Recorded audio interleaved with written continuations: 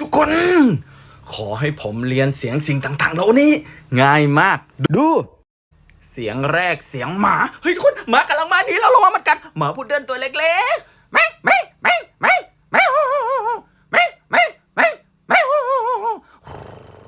หมาบ้านตัวใหญ่ขึ้นมาหน่อย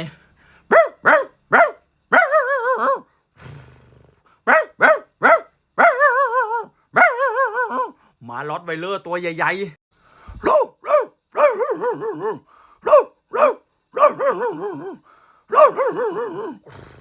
มันลองดีนะขอสักทีเถอะ